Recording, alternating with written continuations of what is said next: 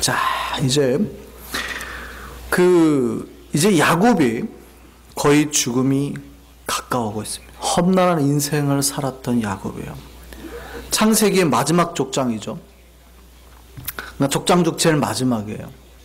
그러니까 우리가 창세기의 마지막을 요셉의 스토리로 끝난다라고 생각을 하지만 실질적으로 창세기는요, 야곱의 죽음과 함께 거의 끝이 납니다.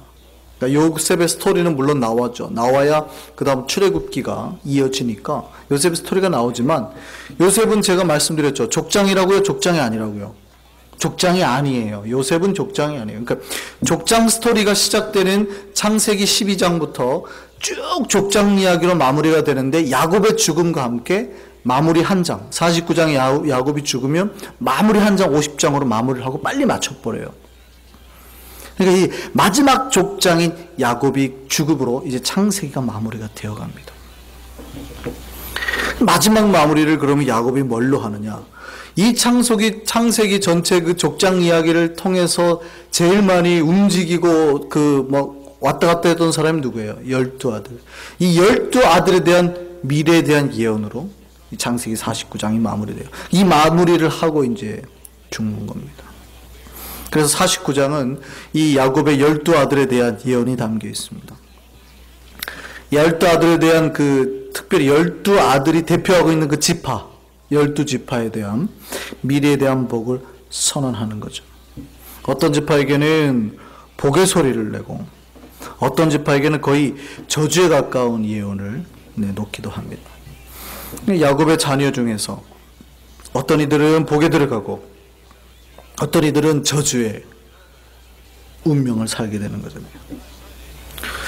그래서 야곱이 이 아들들에게 도대체 어떤 기준에서 이런 예언을 했을까요? 성령이 충만해서 이거에 대한 예언을 했을까요? 물론 그것도 맞습니다. 영이 주신 예언이에요.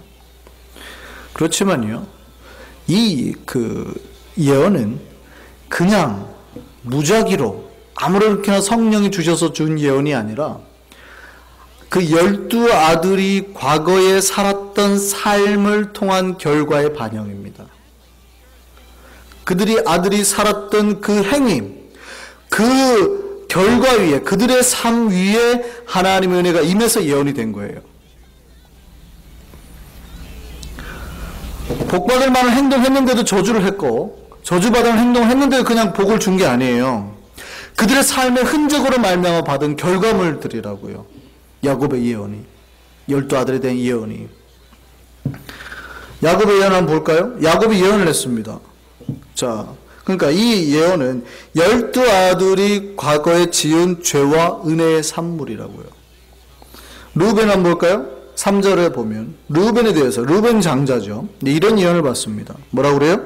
르우벤아, 너는 내 장자요, 내 능력이요, 내 기력의 시작이라. 그러니까 장자니까 장자의 타고난 뭐라고 할까요? 복받을 그런 재량들에 대해서 칭찬하는 거예요. 위풍이 월등하고 권능이 탁월하다마는 물의 끓음 같았은즉 너는 탁월하지 못하리니.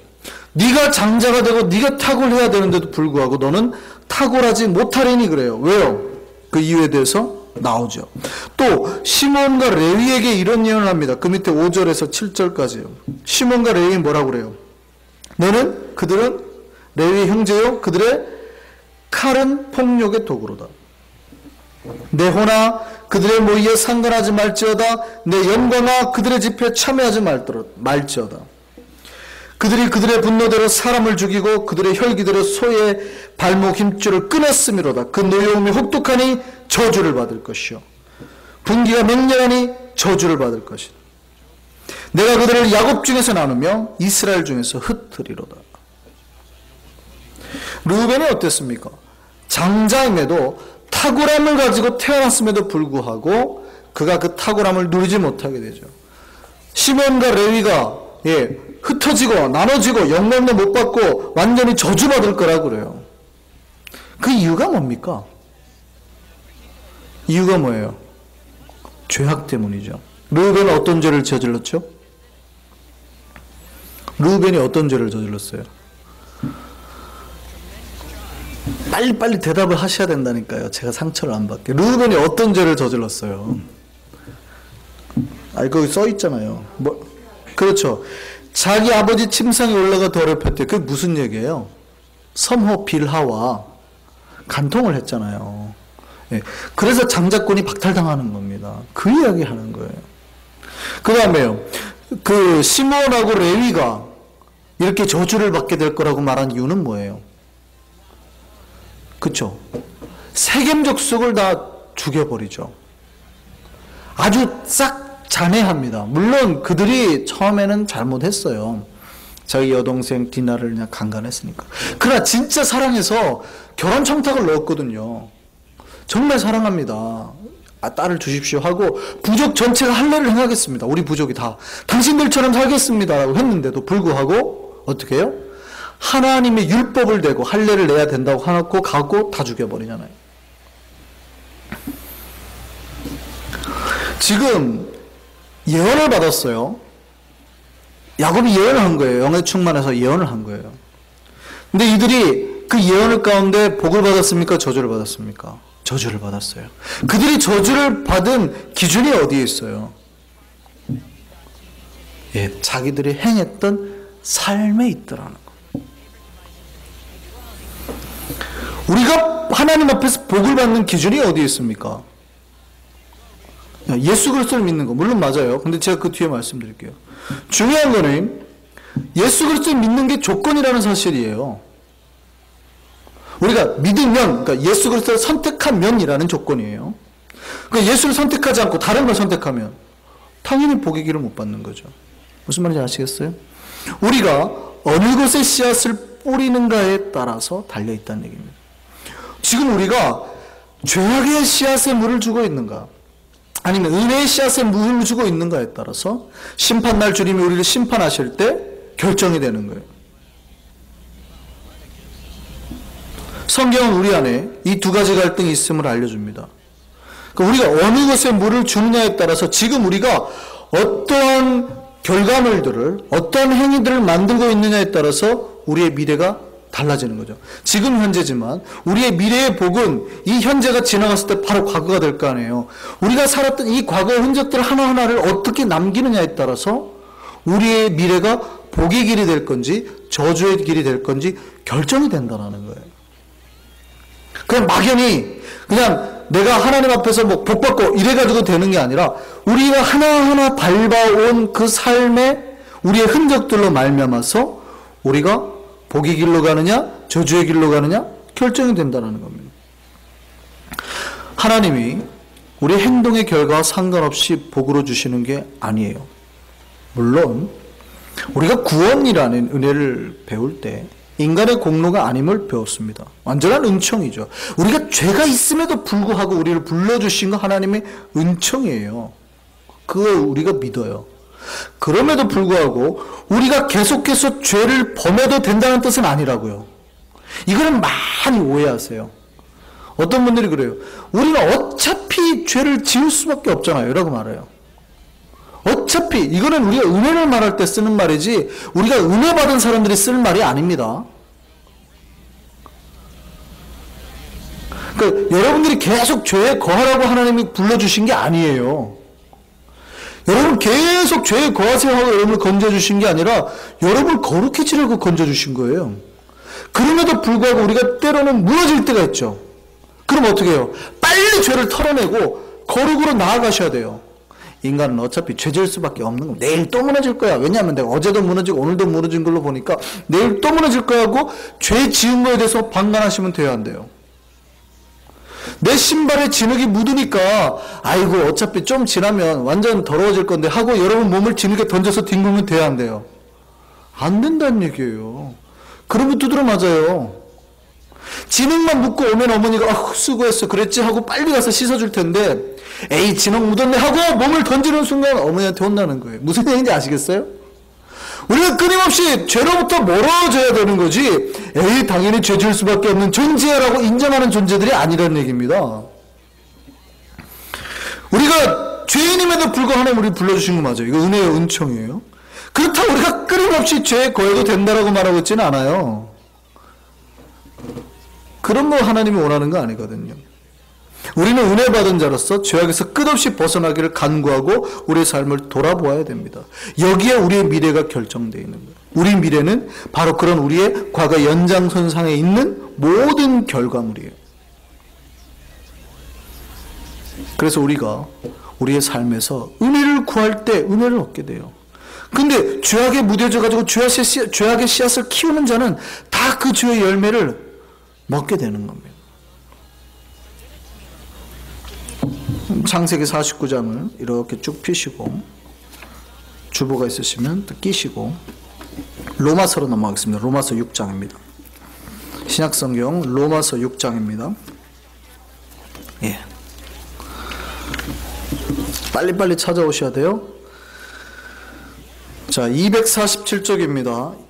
247쪽. 247쪽을 봤는데도 로마서가 안 나오면 구약을 보고 계신 거라 말씀드렸죠? 자, 빨리빨리 찾아오셔야 돼요. 자, 247쪽 로마서 6장 21절 한번 보시죠. 로마서 6장 21절 같이 읽겠습니다. 시작. 너희가 그때에 무슨 열매를 얻었느냐? 이제는 너희가 그 일을 부끄러워하나니 이는 그 마지막이 사망입니다. 우리가 잘못된 열매를 맺잖아요. 잘못된 죄악의 씨앗을 거기에 물을 주고 그것을 키우면, 그러니까 우리가 죄의 생각이 들어와요. 그 죄의 씨를 뿌리는 건 누구예요? 인간이에요? 아니에요. 인간이 아니에요. 사탄이에요. 사탄. 그러니까 사탄이 누구나의 마음속에 잘못된 씨앗을 뿌려요. 그럼 그 씨앗을 빨리 털어내야 돼요. 그건 인간이 할 일인데 그 씨앗에 물 주는 존재는 누구예요? 인간이에요. 우리. 그러니까 잘못된 생각, 죄악의 씨앗을 던지는 거는 사탄이지만 그 씨앗에다가 물 주는 건 누구예요? 나라고요. 그럼 물 주면 이제 거기서 뭐가 나요? 열매가 나죠. 그 얘기예요, 지금. 너희가 그때 무슨 열매를 얻었느냐? 너희가 부끄러워하는 거예요. 이게 부끄러워하는 거. 죄에 우리가 물을 줘서 거기에 열매가 났다는 거예요. 우리가 부끄러운 일이라는 거예요. 그 열매의 결과가 뭐지? 마지막이 뭐예요? 결과가. 보면 뭐라 그래요? 21절? 사망이라는 거예요. 우리가 죄를 선택하고 죄를 자꾸 키우면 그 죄의 결과는 사망이에요. 우리 안에 사망의 열매가 맺도록 우리가 죄악의 씨앗에 물을 줄 수도 있고 반대로요. 생명의 씨앗에 물을 줄 수도 있습니다. 그럼 어떻게 될까요? 예, 거기 얻는 것 22절 보세요. 시작. 그러나 이제는 너희가 죄로부터 해방되고 하나님께 종이 되어 거룩함에 이른 열매를 맺었으니 거룩한 것에 노력하고 거룩함을 위해서 죄를 털어내고 그 거룩함의 열매를 맺어요. 그러면 그 마지막이 뭐예요? 영생이에요. 자, 우리가 거룩함을 지키고 거룩함을 보존하고 하나님 앞에서 순전함을 우리를 지켜나갔더니 그 마지막이 뭐예요? 영생이에요. 잘 선택하셔야 돼요. 우리가 구원받았다고 생각하고 쉽게 죄에 노출해요. 죄가 뿌려질 때마다 죄의 싹을 자꾸 키워요. 죄의 싹을 키워서 죄의 열매를 먹어요. 그럼 그 마지막이 뭐예요? 사망이라니까요. 우리가 거룩함으로 보존하고 거룩함으로 나를 지켜나갈 때 그 마지막이 뭐예요? 영생인 거예요. 그러니까 여러분이 선택할 수 있습니다. 그러니까 여러분이 사망과 영생 사이에서 선택을 하셔야 되는 거예요. 어느 길을 선택하시겠습니까? 여러분이 완전한 구원에 들어갔어요? 안 들어갔어요? 잘 선택하시죠. 이거 말 잘해야 돼요. 잘못하면 큰일 나는 말이기 때문에. 여러분이 구원을 받았습니까? 안 받았습니까? 제가 구원에 대해서 몇 번 설교했잖아요. 그 여러분 구원 받으셨어요? 안 받으셨어요? 받았어요? 구원을 받았다는 것은 죄로부터 어떤 갈등으로부터 완전히 해방된 상태라는 뜻이거든요. 죄가 없고 갈등도 없고 고민도 없어요? 그건 구원 못 받은 거 아니에요. 이게 어떻게 된 거예요, 이게? 구원 받은 거예요, 못 받은 거예요? 죄로부터 건짐을 받아도 여러분 죄가 없어야 됐잖아요. 근데 또 죄 짓잖아요. 그럼 구원에서 떨어졌어요? 다시? 구원에는 제가 세 가지 시점이 있다고 그랬죠. 완벽한 구원은 언제 일어나는 거예요? 주님 다시 오실 때. 주님 다시 오실 때 일어나는 거예요. 그러니까 우리가 주님이 다시 안 오셨잖아요. 그런데 이미 십자가에서 승리하신 예수 그리스도가 계시죠. 구원이 이미 선포되고 시작이 됐어요. 그런데 우리는 어디 사이에 있어요? 십자가에서 승리하신 구원의 사건과 아직 안 오신 그 구원의 사이에서 있단 말이에요. 이 구원의 사이의 현재가 굉장히 중요한 게 십자가의 사건이 그래서 2000년 전의 사건이 되는 게 아니라 지금 일어나는 사건이어야 된다는 거예요. 여러분 안에서 일어난 사건이 이렇게 임해야 돼요. 이해되시나요? 그럴 때 십자가의 은혜가 여러분의 지금 임할 때 구원이 일어나는 겁니다. 다시 오실 예수 그리스도가 어디에 계셔야 돼요? 천국에 계시는 게 아니라 여러분 안에 계실 때. 그 천국은 저기 있는 게 아니라 여러분의 이 안에 있을 때에 구원이 일어나는 겁니다. 그러니까 십자가의 은혜가 지금 내 속에서 깨달아지고 감격으로 임하고 다시 오실 예수가 지금 여러분 안에서 천국을 이루며 있을 때 여러분 안에 구원이 일어나는 거예요. 구원은 언제 일어나요? 현재. 그래서 구원에는 세 가지 십자가 있죠. 과거, 십자가에서 이미 이루신 것. 그 다음에 오실 것, 미래예요. 아직 안 오셨어요. 그것과 지금 현재예요. 현재. 이 현재가 제일 중요해요. 이 현재가 오실 예수와 오신 예수가 이미 우리 안에서 이루어지는 이 사건이 구원의 현재라고요. 이거를 날마다 지켜나가야 되는 거예요. 이게 뭐예요? 날마다 구원의 거룩함에 여러분 물을 주는 거예요. 이게 영생이 일어나죠. 거룩함에 물을 주니까. 거룩함은 그리스도 안에서만 이루어지는 거니까. 그래서 날마다 여러분이 이 죽음과 영생사에서 선택을 해야 된단 말이에요. 영생은 그리스도와 함께 있는 겁니다. 그래서 주님의 이름이 임마누엘이에요. 영생을 주기 위한 이름, 여러분과 함께하는 이름, 여러분의 천국을 이루기 위한 이름. 그게 영생이에요. 이 영생사에서 선택을 해야 돼요. 끊임없이 주님을 맞이하는 선택. 로마서 6장 23절 그 밑에 한번 보겠습니다. 그래서 우리가 죄에다가 물을 주면 죄가 우리에게 삭스를 줘요. 그 삭시 뭐예요? 사망이에요. 근데 하나님의 은사는 다른 버전의 말로 보면 선물이에요. 하나님의 선물은 각주 밑에 보세요. 뭐라고 써 있어요? 각주 써 있죠, 밑에. 각주 보실 줄 아세요, 보세요. 앞에 숫자 써 있죠. 밑에 보면 각주 써 있죠. 안 써 있나요? 있지요. 뭐라고 써 있습니까? 선물. 예. 다른 사본에는 선물이라고 되어 있다는 얘기예요.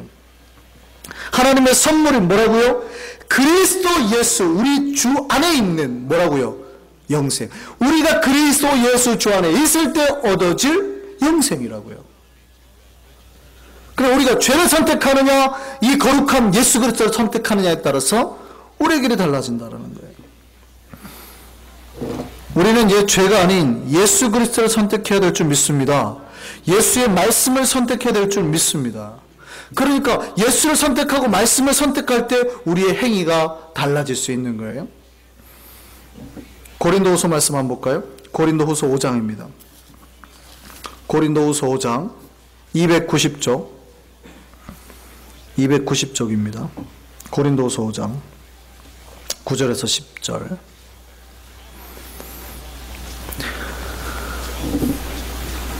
고린도후서 5장 9절에서 10절까지 말씀입니다.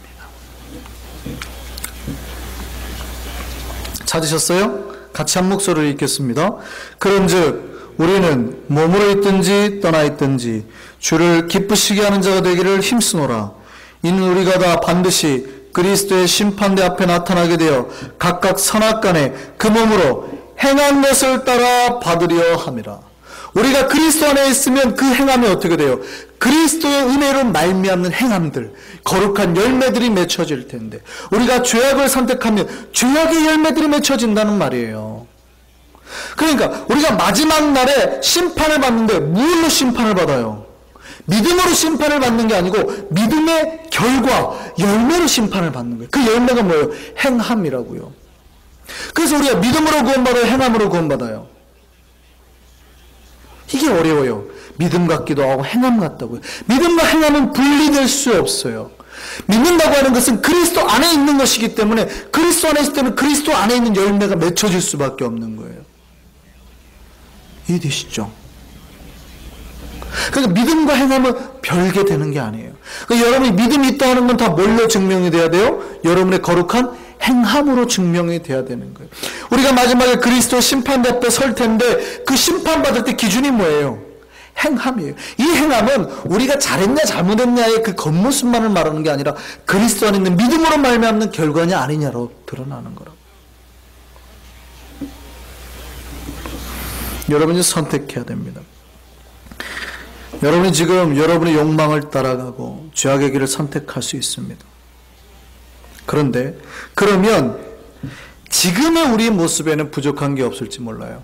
왜냐하면 그렇다 하더라도 지금 당장 드러나지는 않으니까 에이, 살만한데요. 그래도 돈은 있는데요. 뭐 건강한데요. 우리 자녀 문제 없는데요. 그러니까 어떻게 해요? 지금 당장 내 눈앞에 보이지 않으니까 죄 선택해요. 그러면 어떻게 됩니까? 우리의 미래가 뭘로 가득 채워져요?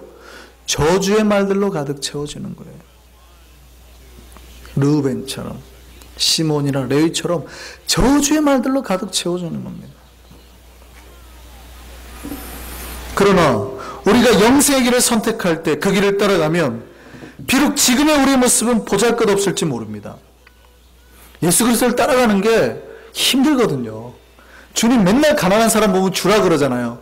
그러니까 우리가 가난해져야 되는데 어떻게 가난해져야 된다고요? 게을러서 가난해지는 게 아니라 많이 벌어가지고 줘서 가난해져야 돼요.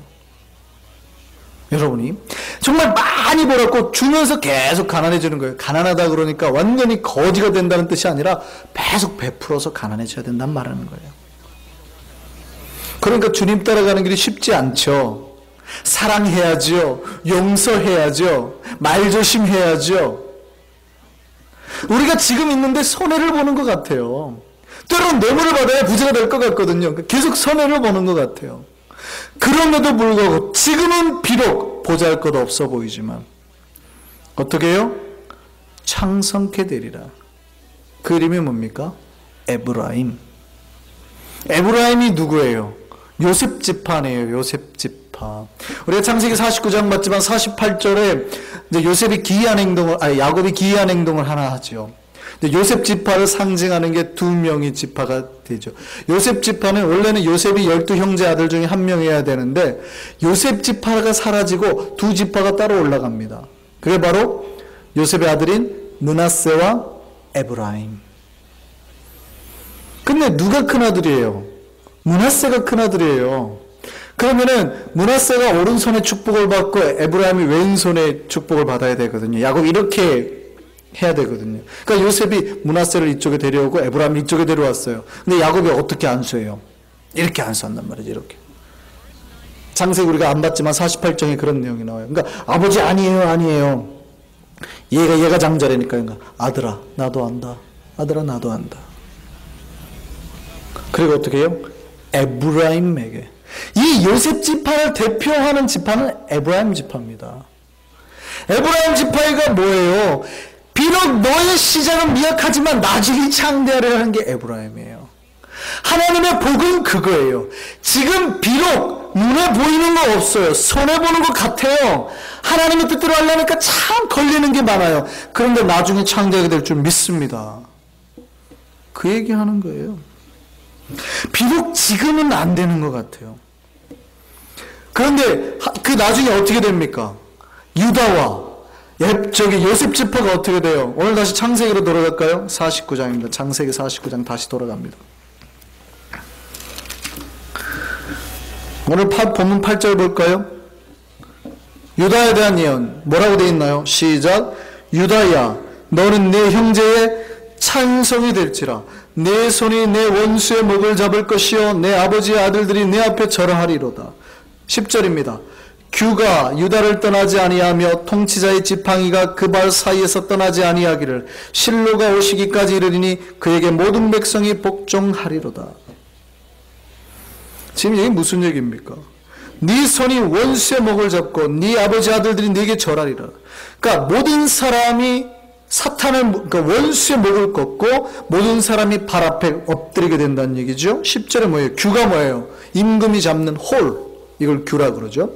규가 있으며 통치자의 지팡이가 거기에 있고, 근데 이게 실로는 이제 여러 가지 그 의미가 있습니다. 뭐 지명이지만 정확한 뜻은 알 수 없지만 평안이라는 말의 뜻에서 유래해서 왔다는 뜻도 있고, 의미상으로 뜻을 찾으면 그것이 참으로 속한 자라는 뜻이 있어요. 그래서 진실로 메시아가 올 거를 말하는 거예요. 유다 지파에게 이런 복이 오는 거예요. 지금 예언하는 거잖아요. 누구에게요? 근데 누가 그거를 선택했어요? 이런 복을 9절 보세요. 시작. 유다는 사자 새끼로다. 내 아들아 너는 움킨 것을 찢고 올라갔도다. 그가 웅크리고 웅크림이 그가 엎드리고 웅크림이 숫사자 같고 암사자 같으니 누가 그를 범할 수 있으랴. 그가 스스로 사자처럼 그걸 차지했다는 거예요.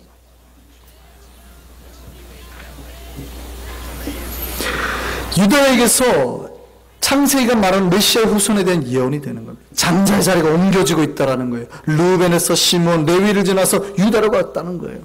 근데 유다는 그걸 지켜냈다는 거죠. 그래서 제가 앞에서 말씀드렸죠. 창세기가 요셉으로 끝나는 게 아니라 사실은 유다를 부각시키고 끝냈다고요. 유다는 뭐 했던 사람입니까? 목숨 걸고 베냐민 지키려고. 목숨 걸고 베냐민 집했어요. 그리고 요셉과 형제 간의 그 반목의 결정적인 계기를 제시한 게 누구예요? 유다예요. 유다가 그 앞에서 회개하는 순간 요셉이 눈물 흘리며 통회하며 형 앞에 나옵니다. 그래서 유다가 찢어진 가족이 상봉하게 되는 결과를 만들어내죠. 이 유다의 후손으로 메시아가 온다라는 거예요. 그가 뭐였습니까? 자기는 장자로서 지킬 것 지켰다고요. 그가 자기가 장자자를 노린 건 아닙니다. 단지 그가 현재 해야 될 형제 간의 의무 가족을 지키기 위한 희생을 했을 뿐이라고요. 현재 그가 했을 뿐이에요. 그러니까 그의 지금 현재는 유다는 별로 복이 없어 보이죠. 요셉은 많이 받았지만. 그런데 그가 어떻게 됐습니까? 창성케 되리라. 그의 헌신이 메시아가 오실 길을 예비했다고요. 22절 다시 볼까요? 22절 보시죠. 22절은 누굽니까? 요셉에 대한 것. 요셉을 무성한 가지라고 표현하고 있죠. 이런 노래 아시나요? 너는 담장 너머로 뻗은 나무 가지에 푸른 열매처럼 하나님의 귀한 축복이 삶에 가득히 넘쳐날 거야. 대한민국 크리스찬이라면 다 아는 축복성인데 우리 교회도 앞으로 많이 부르게 될 줄 믿습니다. 야곱의 축복이라는 건데 야곱의 축복이 누구를 가리킨 줄 아세요? 요셉을 가리킨 요셉. 요셉 오늘 본문 보세요. 요셉은 무성한 가지 곧 샘 곁에 무성한 가지라. 그 가지가 담을 넘었도다. 얼마나 잘 됐다는 얘기예요. 요셉하면 풍성함이라는 뜻이에요. 요셉하면 풍성함이에요. 아주 잘 되는 거예요. 어떻게 잘 되는지 25절에 볼까요? 그 밑에 한번 하반절에 보세요. 그가 내게 복을 주실 것이라. 위로 하늘의 복과 아래로 깊은 샘의 복과 젖먹이는 복과 태의 복이로라. 내 아버지의 축복이 내 선조의 축복보다 나아서 영원한 산이 한없음같이 이 축복이 요셉의 머리로 돌아오며 풍성하고 잘 되는 복들이에요. 하늘로도 복이요 땅으로도 복이요 뭐 생명까지도 다 복이에요. 그냥 풍성케 되는 복이 요셉의 복이라고요. 이 풍성함의 상징이 누구예요? 에브라임이라니까요. 처음에는 잘못된 것 같은 나중에 강대해지는 거예요. 요셉의 이 축복이 어디서 왔습니까? 요셉은 자기를 죽이려 했어요. 누가요? 형제들이 자기를 죽이려 했거든요. 또 자기를 인신매매로 팔아버렸거든요. 그렇다면 고대 사회라면 어떻게 해야 돼요? 눈에는 눈, 이에는 이, 복수할 수 있어요. 근데 요셉이 뭐라고 그랬습니까? 내가 여기 온 건 다 어떻게 해요? 하나님 아버지의 뜻이. 우리와 가족들을 다 살리기 위해서 나를 먼저 보낸 것일 뿐입니다. 하고 뭘로 갚아요? 나에게 악을 깨쳤는데 이 악을 뭘로 갚아요? 은혜로 갚아요. 생명으로 갚았다고요. 그들을 죽이지 아니하고 생명으로 갚아요. 하나님이 생명으로 갚으니까 어떻게 해요? 그 생명이 풍성해지는 복으로. 피해 복수를 하지 않았다고요. 그러니까 요셉을 통해서 하나님이 어떤 기쁨을 얻어요? 그의 가족들을 살리고 근동의 모든 사람들이 살 수 있는 길이 열렸잖아요. 왜냐하면 가뭄으로 다 죽을 뻔했는데 요셉이 그들을 다 살려냈잖아요. 생명을 살린 일을 했다고요. 그러니까 어떻게 해요? 그가 했던 결과로 말미암아 그의 미래가 복의 미래가 됩니다. 그의 자손이 복의 자손이 되는 거예요. 그래서 두 지파죠. 유다 지파와 이 요셉을 상징하는 에브라임 지파. 이 두 지파가 아주 강력한 지파가 되는 겁니다. 계속 이 두 강력한 지파가 이스라엘을 살려내는 역사를 대대로 하게 됩니다. 우리 앞에 복의 길과 저주의 길이 놓여 있습니다. 어느 길을 선택하실 겁니까? 비록 지금 엉성해 보이고 지금 비록 힘들어 보여도 저는 가히 말합니다. 성경이 가르치고 있는 게 그거예요. 하나님의 길을 선택하기를 바랍니다. 예수 그리스도 길을 선택하기를 바랍니다. 선행하는 길이에요. 정직을 선택하기를 바랍니다. 이 길이 결국 잘 되는 길이에요. 조금 지금 어떻게 대충 넘어가요? 뇌물 받고 지금 좀 많이 먹어요? 앞으로 망하게 되는 겁니다. 자손이 망하게 되는 거예요. 르우벤 지파, 시므온 지파 자손이 망하는 거예요. 시므온 지파가 어떻게 됐어요? 역사에서 흐지부지 있다가 사라져요. 시므온 지파에서 위대한 사람 나온 거 봤어요? 없잖아요. 흐지부지 있다가 사라졌다고요. 근데 유다 지파에서는요, 에브라임 지파에서는요, 끊임없이 막 위대한 사람들이 나오는 거예요. 복의 길을 선택할 수 있는 저와 여러분 되기를 바랍니다. 단지 예수를 믿으라는 말이 아닙니다. 예수를 믿는 것이 우리가 길을 선택하는 게 아니라, 예수를 믿는다고 하는 것은요, 날마다 그리스도의 말씀에 복종하는 것을 말합니다. 예수를 믿는다고 말은 하면서 많은 사람들이 종교적 테두리 안에 있는 것으로 만족하려고 합니다. 그러니까 교회라는 테두리 안에 내가 신앙이라는 것 안에 있는 것만으로, 주일날 내가 성경책 들고 교회에 오는 것만으로 내가 예수를 믿고 있다고 착각하시는 분들이 꽤 많은 것 같아요. 그거 아니라고요. 여러분이 그리스도의 말씀으로 여러분의 심령을 깨고 부딪혀야 돼요. 예수는 반석이잖아요. 반석에 여러분을 떨어뜨려서 여러분을 부수고 깨야 되는 작업을 하셔야 되는 겁니다. 예수를 믿는다고 하는 건요, 죄악과의 결별을 말하는 거예요. 거룩으로 가까이 나아가는 것이에요. 예수를 믿을수록 거룩해져야 돼요. 그런데 믿음을 단지 신앙적 테두리를 두는 것만으로 다 끝난 것처럼 하려고 하는 사람들이 있다고요. 그의 내면에서 영적인 투쟁을 하지 않아요. 그냥 주일날 와서 예배 드리고 모든 죄 사함 받으려고 하는 사람들이 있는 것 같다고요. 그런 거는요, 내가 나머지 일주일 편하게 살려고 하는 마치 면죄부를 받는 것과 똑같아요. 주일날 예배 드렸으니까 일주일 동안 내 마음대로 살아도 되는 것 같은 면죄부. 그래서 내가 주일날 교회 왔잖아. 굉장히 잘못된 신앙인 겁니다.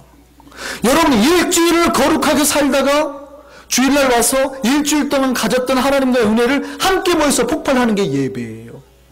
근데 우리가 어떻게 삽니까? 일주일 내 마음대로 살다가 주일날 와가지고 목사님 좀 위로 좀 해달라니까 우리가 한 주일 동안 어떻게 살았는데 막. 그게 아니에요. 일주일을 하나님과 거룩하게 살다가 그 은혜에 감격해서 모두가 모여서 하나님 앞에서 폭발하여 드리는 게 예배라고요.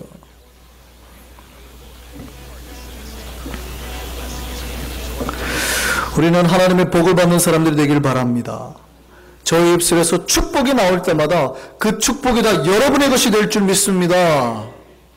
제 입에서 혹시 저주가 나와요? 절대 여러분은 그거 요만큼도 가져가지 않기를 바랍니다.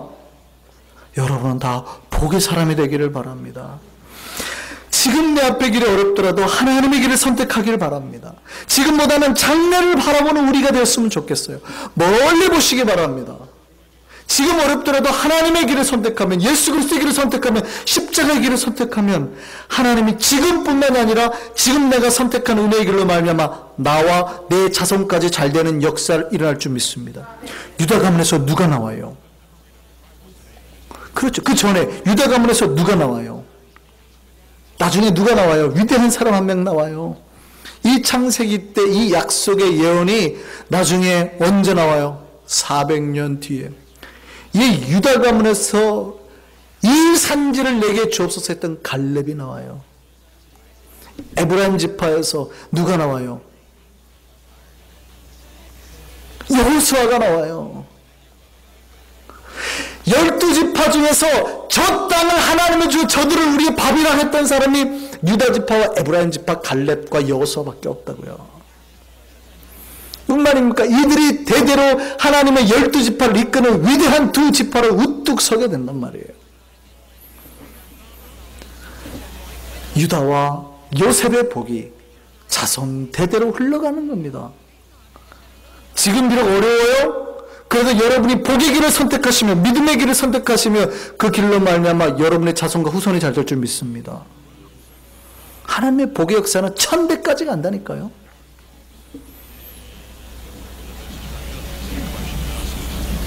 나중에 이 두 세력이 나중에 이제 사사기를 거치면서 물론 이 중대한 사건이 몇 번 일어나요. 십벌레 사건에서 많이 죽고 해가지고 이제 에브라임이 축소되죠. 계속 축소되고 또 이제 결국 다윗 왕의 선출로 힘이 기울어지고 그때부터 유다가 이제 아주 강성해집니다. 그럼에도 불구하고 이 축복의 두 지파가 이스라엘 전체를 호령하는 역사가 일어난다고요. 지금 여러분이 미약해 보이십니까? 여러분이 하나님의 길을 선택한 것 때문에 여러분의 역사와 여러분 가문의 역사가 복의 가문의 역사가 될 줄 믿습니다. 하나님의 길을 선택하시라고요. 여러분 모두 유다 지파와 요셉 지파가 되기를 바랍니다. 축복받는 백성 되기를 바랍니다. 하나님은 우리에게 복을 주시기를 바랍니다. 복을 주시기를 원하신다고요. 하나님 우리에게 저주를 주기를 원하시지 않아요. 여러분에게 복을 주기를 원하십니다. 여러분에게 그 복의 길, 은혜의 길이 열려 있어요. 누구에게나. 그래서 예수께서 이 땅에 오신 거 아닙니까? 문제는 선택하셔야 돼요. 그 십자가의 길은 여러분 앞에 열려 있어요. 선택하시고 날마다 십자가의 은혜를 붙들고 살기를 바랍니다. 우리가 그 복의 길 가운데 하나님의 장구한 복들, 영원한 복들 누리며 살 수 있는 저와 여러분 되기를 바랍니다. 기도하겠습니다.